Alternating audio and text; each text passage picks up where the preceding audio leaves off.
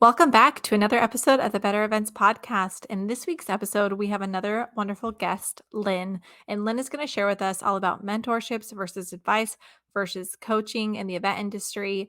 And during our chat, Lynne will shed light on the key differences between those three things.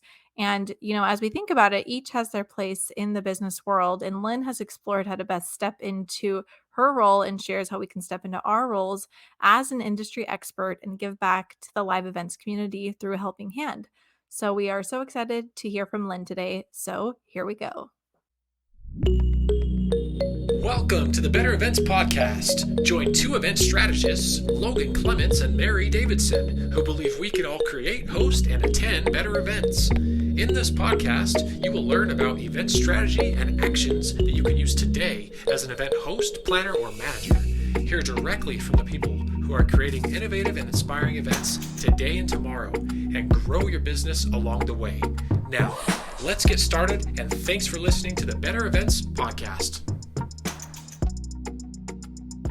Hi, friends. Welcome back to another episode of the Better Events Podcast. I'm Logan, one of your co-hosts, and I'm very excited. Again, we say this is our buzzword every week. We're excited for our guests. So I want to save as much time for her as possible, but I do want to acknowledge this episode will just be me by myself. No Mary this week. She is pulled away for a last minute event thing, so she is busy, but we are happy to have our guest Lynne nevertheless. So without further ado, I would like to introduce Lynne. Behind the lens of Lynne Reznick Photography, Lynne Reznick is an educator turned photographer on a mission to share her knowledge and lessons learned from nearly a decade of industry experience. A lifelong learner at heart, Lynne combines her passion for training and mentoring with a unique teaching approach grounded in proven educational practices. As the founder of the Wedding Client Experience Academy, Lynne offers an easy-to-digest online curriculum based on 4 fundamental pillars.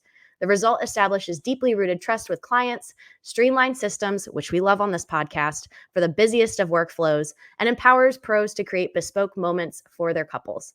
A sought-after expert in her field, Lynne's insight has been recently published with Rangefinder Magazine, Rising Tide Society, another organization we love on this podcast, specialevents.com, and the not. Without further ado, I would like to welcome you, Lynne, to the podcast. Is there anything you'd like to add to that amazing bio? Hi. No, I think that covers it. It's a mouthful. Thanks for going through everything. We got there. I feel like the only detail we're missing is where are you currently based? Where are you coming to us from? Yeah, I am in upstate New York. So actually northern upstate New York, near the Canadian border in Plattsburgh. Oh, very cool. Well, I'm originally from Philadelphia, so a fellow East Coast gal, but out in Seattle right now. So very cool. And one of the things we like to tell our listeners is kind of why we ask our guests. So we were excited to talk with you today, Lynne, because we got introduced to you by our friend Megan Ely, who we had on the pod back in season 1. And we always talk about mentors, and I know I personally have had a lot of experience where I've gotten good advice, especially when I first started as a young professional. And we still to this day feel like we are constantly talking about coaching groups and all the options you have out there to get advice as an event pro, as a business owner. And so I'm really excited to get some insight into this kind of world of feedback and support. And so to kind of kick us off, our topic today with this episode was talking about what's the difference between mentorship versus advice versus coaching. So Lynne, what is the difference? Yeah.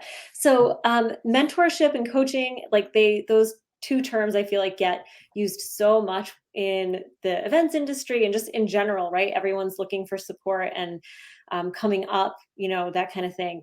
So mentorship is really a long-term relationship that is built with someone who is an expert in the same field as you and has experience to share to help you, grow in that same industry, reach your goals, share their expertise from their years in that same industry or in that same company. And one of the keys here is that it is longer term. So it's usually over the course of months or a year or more of that kind of thing. Whereas coaching is not necessarily somebody who's going to share a lot of their expertise their own stuff, they're going to be pulling stuff from the person they're coaching. So there's a lot of listening and asking questions and helping you as the person being coached to identify your own goals, identify kind of where you are currently, help you kind of steer that course and really pull stuff from within the person being coached as opposed to giving a lot of information like a mentor might do. And can also still be like a longer term relationship. And oftentimes, a coach is certified or credentialed in some way from various like coaching certification programs. And then, advice is just more that's the short term stuff, the one hit thing where you sit down with somebody over coffee or you're paying for maybe a single session that's an hour or a few hours long. You're digging into more specific single topics and you're getting that advice from somebody who's been there before you to share, this is what worked for me, or this is what I think you should do. Here's what, how I think you should, a recommendation for how to move forward. Yeah, that's I think that's so interesting. It's getting my head going because I definitely am like, oh, those are three different niches. I think when we first sat down with this topic, I was like, they're very similar, and you clearly define them as three very different, which is great. How do you think you can receive all three: mentorship, advice, coaching, all at the same time, or do you think you should focus on one of those aspects based on where you are in your personal life or in your business? That's such a great question. I mean, I think along the way, one versus another, in terms especially of mentorship and coaching, may rise to the top for you as like where you are or what you need or want. Another thing to note maybe is just that coaching doesn't always have to be done by somebody in your industry, whereas mentorship usually is. So a coach can be, a life coach or a business coach or somebody who's not necessarily in the events industry and can still serve as a coach. I actually have a coach who I work with for business, and she is events industry adjacent, and she works with a bunch of different people. I just happen to be a wedding photographer, but she's been incredibly beneficial to be working with over the last couple of years to identify my goals and strive for those goals and stay focused and motivated and those kinds of things. So definitely a mentor who's within that industry that can help and support you as you're trying to grow up in that industry, as well as a coach, like those I don't think are conflicting things necessarily. And certainly, advice we're getting all the time from all kinds of places. So yeah, you could definitely do all three. I think finding those people for mentors and coaches who you really trust and who have demonstrated expertise in their respective areas is going to be important. Mm, yeah, I feel like the advice piece, especially if you own a business or like are your own boss, you often get a lot of unsolicited advice. I, That's guess- true. I Yes. don't know why my brain went there first of when I got mansplained a couple times how to run my business. And I remember like, oh, that's not the advice I feel like we all cherish. But I would like to dial in first on mentorship. And that is something that Mary and I often get asked about, and just the sense of, how do you find a mentor? Where do you go through? And I did a program that was for women in sports and events, WISE, where I got paired and I had an official mentor through an official 6-month program. We now continued past that. And I have found that to be one of the best. I did it in 2020 before I knew the pandemic was happening. It was the best thing to happen for me. So I'd love to know, when did you have your first mentor? And if you're comfortable sharing, how did you find them, or how did you start that relationship? Absolutely. Yeah. I actually love telling the story because I would not be in this industry or where I am without my mentor at all. And it was my own wedding photographer. So when I got married back in 2008, I was a teacher before. So I was a high school history teacher, like did something totally different, and discovered a love for, photography in finding my own wedding photographer, got married, and then she was local. So I ended up like soon after that getting a DSLR camera and like starting to get into this, and took a workshop with her back in like 2010 or 2011. And from that, she just saw like an interest and a passion that I had. And so she took me along and became my mentor. So I did maybe 15 weddings with her, as a third photographer and her assistant over the course of a season. I worked over the summer in her studio and got to learn like the back end of everything and ask her, all the questions, all the stuff over the course of a full year before I stepped up into second photography, second shooting, and then launching, paid clients and working with my own couples. So it was a really powerful and amazing way to do it because I did not go to school for it at all. I went to school for US history and, education. And so I don't know how I would have gotten really into this well without being able to get my feet wet with her there and to ask all those questions and to learn on the job and that longer term because there's just so much to learn, as you know, right? As a small business owner, Yeah. it's hard to do on a single wedding day. It's hard to do, in a single advising session. Those one hit things are really great for specific questions, but really for the knowledge you want to get started, it was amazing for me to be able to have that consistent person to go back to ask those questions to keep learning on the job.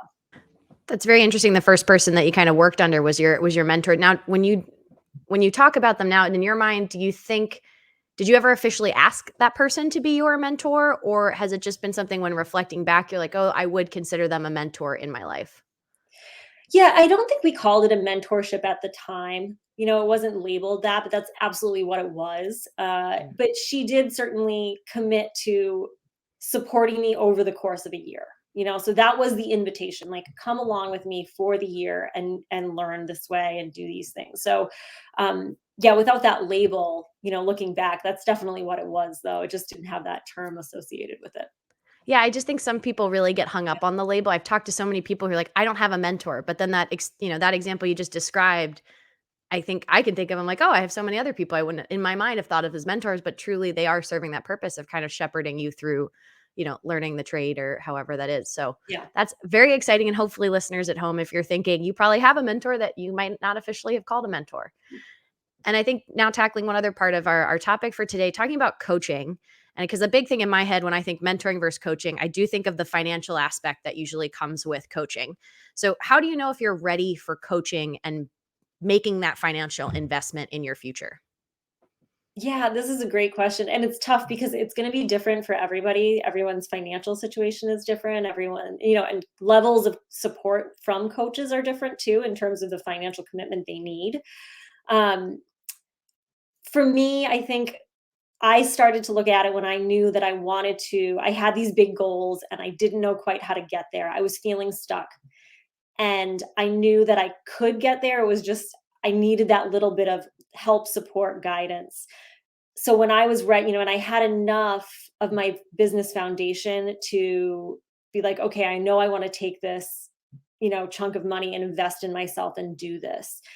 And that's going to be, yeah, different for everybody. But I think if you get to that place where you're like ready to go to the next level, you're ready to try that new thing or enter a new market or whatever it is, and you're just having that struggle with breaking through, that's a great opportunity to seek out a coach and invest in their help and guidance to get you to those specific goals.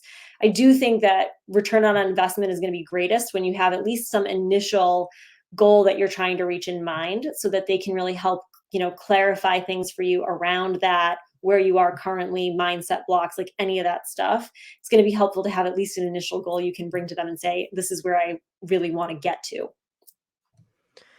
And this is something that I feel like is my next question is really in the same vein, kind of like mentorship. I think I've had these conversations with some other, especially female event pros and other business owners about how do you find the right coach? So not only knowing that you need to do it, but how do you find them? And I personally have never hired a business coach, but I've hired like a fitness coach before. And my most recent one was because I followed them on Instagram for a long period of time and I knew them as a friend. And then finally, when I decided I wanted to invest some money in my health, they were the first person I turned to because I felt like I built that trust.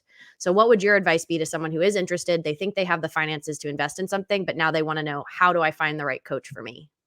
Well, what you just said, social media and following along and checking out some of the free resources that coaches have available. What are they sharing? How are they showing up to serve a broader audience? And if that resonates for you, that's a really good sign that you're going to have a good connection moving forward. So that's definitely one great way to do it and to kind of do that research, as well as also, get to know them and build, like you said, that rapport. Another is, turning to trusted friends. I think people go to those Facebook groups a lot and like a lot of things get thrown around in like really large Facebook groups, which can be helpful for some things, but this is one of those tricky ones where personality and expertise can really play a big part in finding that right fit.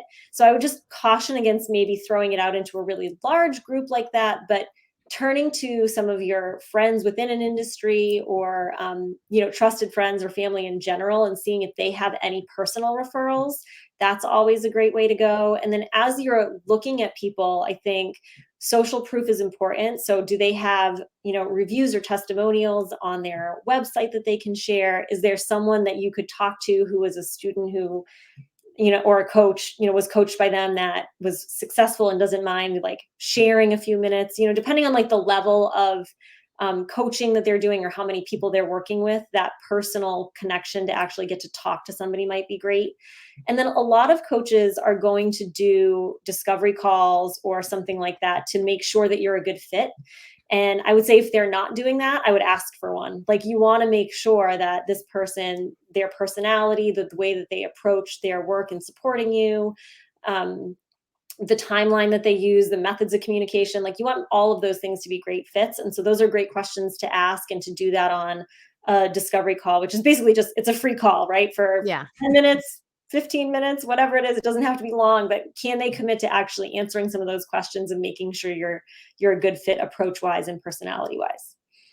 This so much mirrors our clients, like you as a photographer and me as a planner and producer, what our clients do with working for us and, working with us, I mean, and hiring our services, of kind of taking that due diligence. And I think that's a really important point you made there, of finding what's a good fit for you. I know that's where I found that I've struggled some of in terms of making that kind of recommendation to friends, because I haven't personally worked with anyone. So I'm like, I like this person from their social media posts, but they might not be your cup of tea, or the way they talk about things is not, what you're looking for. So I think it's interesting that good to know that there's lots of options out there, but making sure that you find someone that kind of aligns with what you're looking for in your fit, and taking those discovery calls, like you said. I'd Yeah. love to shift the conversation a little bit. Was there anything else you wanted to add about receiving that mentoring, advice, coaching as a event pro before we transition to how you become and be the one doing the mentoring? The only other thing I would add is just that especially for coaching and mentorship, stressing that longer term relationship and a commitment on your end as well as the person being coached or mentored. There is a commitment on your part too, and oftentimes, and I think coaches and mentors would tell you this too, that you only get in you only get out what you put in. That's what it is. You only get Yeah. out what you put in. But that's an important part to just note. And that's part of judging when you're ready, I think, as well. Can you really commit to this as well and commit to the homework you might have, if you, for lack of a better word, the teacher in me, the homework you might have. But the things that you're going to need to do to follow up and to make those moves that you're hoping for happen, and take the advice that's being provided from a mentor over that longer term, just knowing that you taking it seriously and committing to it is going to take some of your time, as well as maybe financial resources. Yeah, I had with that mentor I talked about with the official program I did, that was something I know I was at first nervous about, and then found it was really helpful to come with not an agenda per se, but like what I wanted to talk about. And I actually started a note on my phone, because I felt like it's the same if like with a doctor or something, if you only see them every so often, they're like, "What's come up for you?" And you're like, nothing really." So I started a note on my phone that was just questions for Jen. And I could kind of keep a running tally of scenarios or things that I wanted to like go, put by her. And I know that's something we had to do a post program kind of reflection that she found really helpful as a mentor, that I was kind of helping drive the conversation, and she knew that I was getting something out of it in terms of asking questions or navigating different work situations that came up. Yeah, exactly. And that's a great idea, because it's true. There are so many things that if you don't write it down, it's gone. Is Yeah. true.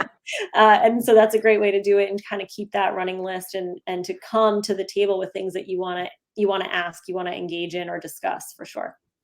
Great.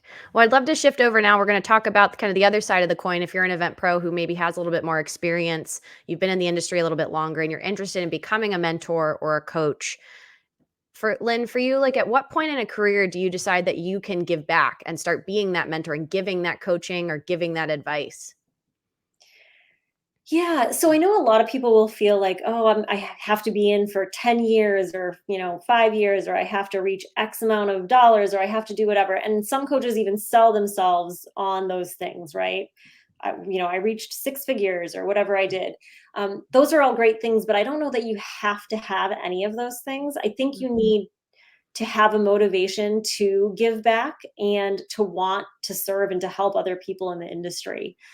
number one. And then number two, coming from just kind of a humble place of saying, well, this is what worked for me.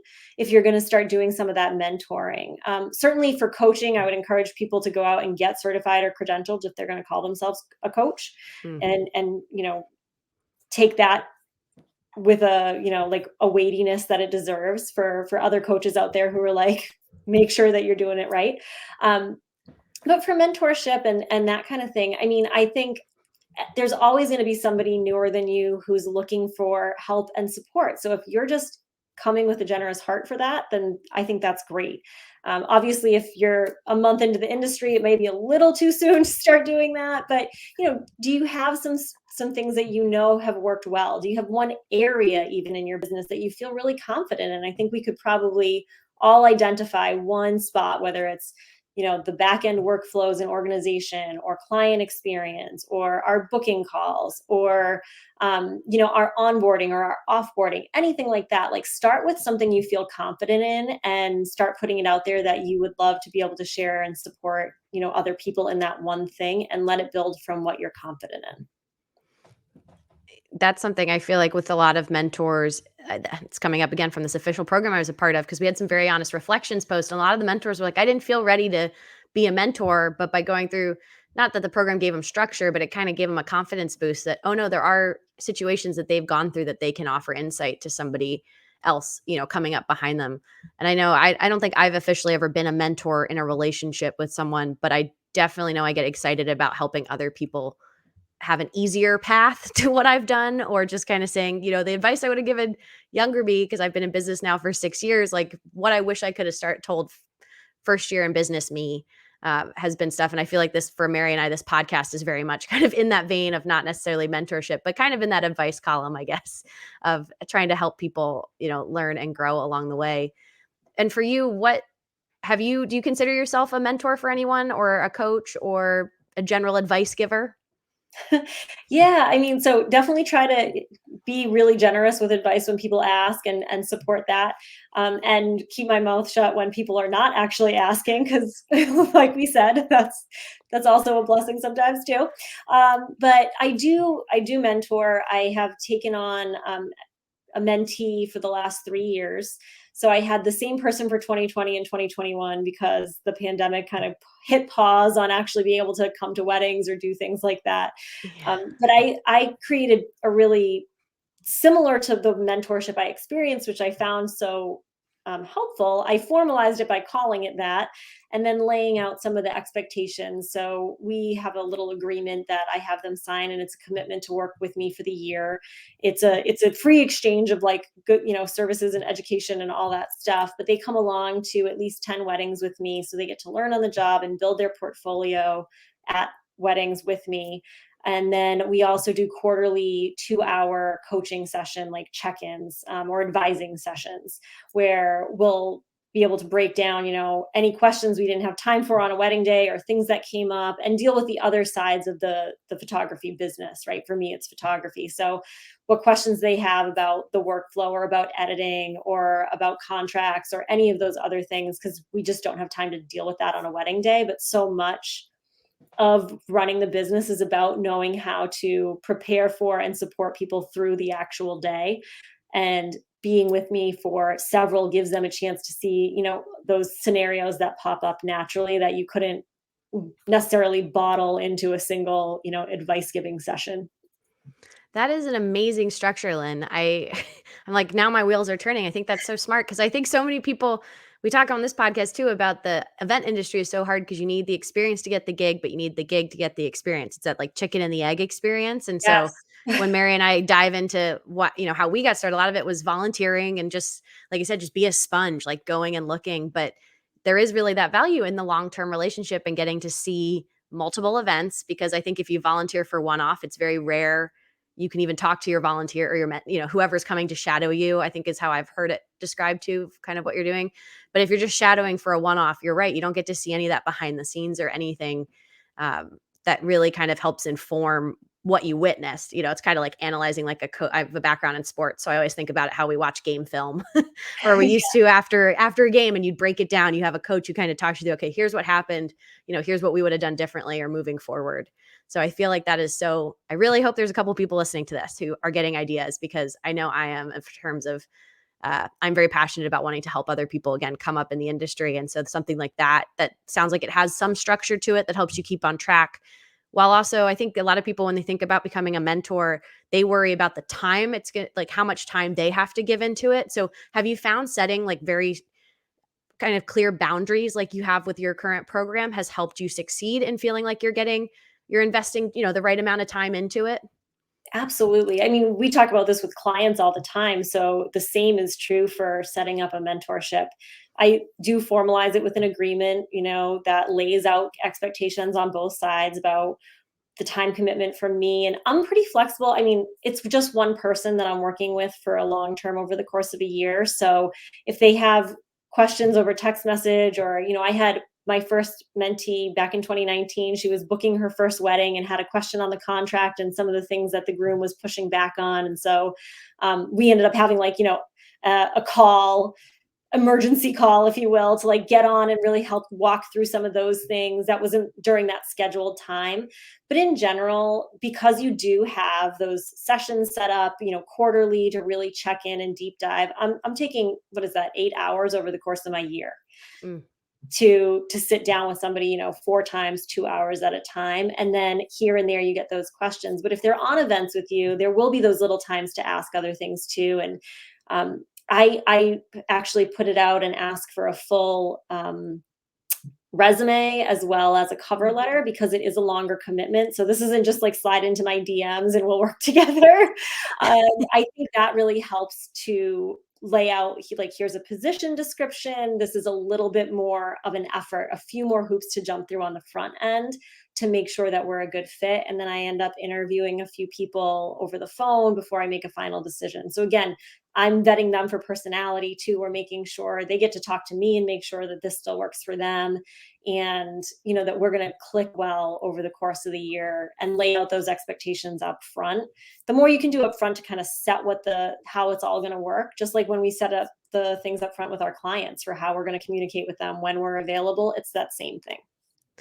Yeah, you're hitting on a lot of the heartstrings that I feel like are for why we do this podcast. I feel like, in talking about mentorship, it's giving back to the community. We're really passionate. I know Rising Tide Society talks about it a lot, about that community over competition, and that's something that Mary and I both. I mean, I honestly don't know why people don't all embrace it, just because it's never been a detriment in my career. If anything, it's only helped everybody advance. And do you have anything else you want to add about being a mentor, about kind of how you can help give back to the community of event industry folks? Yeah, I mean, I would say that, the advice giving thing, we didn't talk too much about that today, but if you're not ready to fully jump into a longer term commitment with someone as a mentorship, or call it something formal, and you just want to dip your toes in, do that by giving advice, by offering like 1 hour sessions or something like that. Like, explore all the different options. Everybody's going virtual now. There's no reason to even have it be in person necessarily. But explore something that works for you, and don't be scared to narrow it down by topics that you're an expert in or that you feel really confident in, and start from that place. You'll find somebody who wants to learn, who's eager to learn. There are so many people out there who are trying to get to where you are. So I would just encourage people to not be shy and not be scared. And we all are where we are now because somebody helped us get there. So paying it forward is really important. And I think on the other side, I'm going to offer a tip, and I'll let you kind of add on if you have one. But if you're someone then who's looking for that mentoring, looking for that advice or that coaching, just really getting, like we talked about in the mentoring sessions, but even your initial inquiries, like getting really specific on what you have questions on. I have in the last couple of years gotten a lot of inquiries from students who went to the University of Virginia, where I went, and a lot of them have a very clear kind of copy and pasted, I am so and so, here's my major, I'm interested in this, tell me about your career. And it's just a little too broad, especially if I'm busy and things, versus a thought-provoking question that someone has about something specific that I've done or a specific experience. So if you're looking to get more people to answer your cold intros or your cold asks, I would say if you're someone looking for that mentoring advice or coaching, making sure you dial in specifically on what you're asking for. Do you have any advice to add there, Lynn? I love that. I think that's like a great tip. And the only thing I would add is to also make sure that you show that person that you know who they are. and can be specific to them. So that copy and paste thing, like all the bells go off for that just being just such a bummer to receive, right? So make sure you're actually doing something to acknowledge in a genuine way why you're reaching out to that person for mentoring or coaching or advice. What is it about them that drew you to them? Like, why are you reaching out to them in particular? Yeah, I know I try to get back to them all, but the minute I know it's copy and pasted, it just kind of falls on my to-do list Yep. versus a very specific ask. I'm like, oh, I should respond to this person. They've done their homework. But uh, yeah, well, before we wrap up today, I did want to do a couple of sentence finishers. So our first one I had is, if I had more hours in the day, I would. Oh my gosh, take a nap. We all need more sleep. I hear that. Next one is, my favorite productivity tool is Ooh, right now it's Canva. I'm in there all the time. the pro version or the free version? I am currently in pro actually, but free is great too. So I always plug free until you know you love it. But yes, the pro's great with all the brands and you can save your colors. Ugh, save so yes. much time. My last one is, simple advice you can give to a small business owner. Oh, know your why so that you don't get burnt out in year 1 or 2. Know why you're doing what you're doing, you know, like stick with that, keep it in your gut and make sure that it's the weather vane you come back to make decisions, to move forward in a purposeful way. Thank you, Lynn. Yeah, that's so in line with all the talk about mentorship and coaching and advice right there. Some good advice for small business owners. Where can our listeners find you if they want to learn more? Yeah, I am at lynnresnickphotography.com and have the course that got mentioned earlier there, but also some free resources that you can grab, including a mentorship quick start bundle, which is what I'm calling it. But it has a position description sample. It has a sample agreement that you could actually set up and sign with them, and some other great things to set up your own mentorship with somebody. So that would be a great thing to grab there as well. And then I'm on Instagram, the most probably for social media, which is at Lynne Reznick Photo. Lynn, I'm already have it bookmarked that I'm going to go download that bundle because it sounds so great for the mentorship Yay. kickstart. And we will link it in the show notes, listeners, if you need it. And as always, you can send us an email if you miss it. But thank you so much, Lynn. We appreciate you being here today. Thank you so much for having me and promoting mentorship. Oh, yeah. Well, before we end today's episode, we're going to do our bonus tip. I always keep saying we, Mary is here in spirit with me. But this one is a little bit about logistics and being on site. So my bonus tip is, don't forget about your printing costs. This is something that has an event if you're on site. I recently was on site for an event, but it was virtual. And it's something I haven't had to think about when I do events from my home because I have a printer and I can just print things anytime I need them. So don't forget to incorporate the costs into your budget, or specifically talk to your client about how you're going to, that's a cost they're covering. And I think about things like if you're printing your run of show that we talk about in episode 5, a script for your MC, or anything like that, just kind of know if you're going to need to print at a hotel, they tend to be a little bit pricier, or if you need to run around and find a nearby FedEx or print shop. At this event last week, I got to take a morning walk every day to go to the FedEx shop that was about 8 or 9 blocks from our hotel, but I was able to print what I needed. So don't forget about your printing costs. And with that, that brings us to the end of our episode. You can follow us on Instagram at Better Events Pod. You can send us an email at bettereventspod@gmail.com. And you can also follow us on Twitter at Better Events Pod. And we appreciate you all for listening, and we'll be back in your feeds again next Wednesday. Bye, folks.